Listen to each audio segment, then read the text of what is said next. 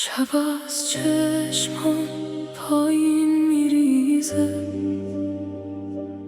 اسم تو روی لبهام میلرزه. گفتی میمونی اما رفتی بی صدا. بعد تو دیوارا هم سردن، ساعتا به من نمیخندن.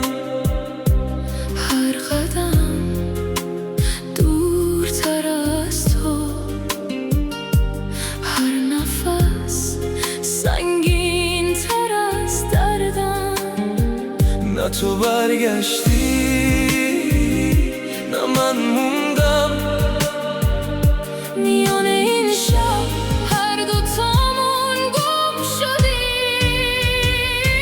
ما با سکوت عاشق شدیم، با فاصله شکست خوردیم.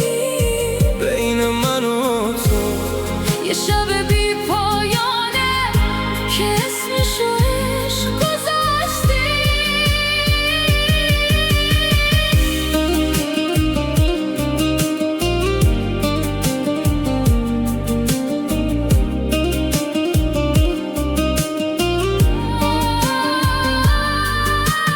عطر تو هنوز اینجاست روی پیراهن خاطره هام.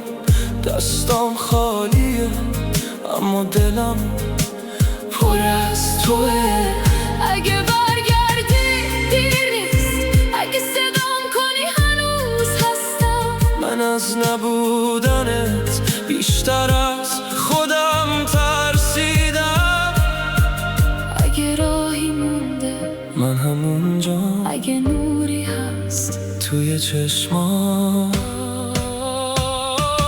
ما با سکوت عاشق شدیم، با فاصله شکست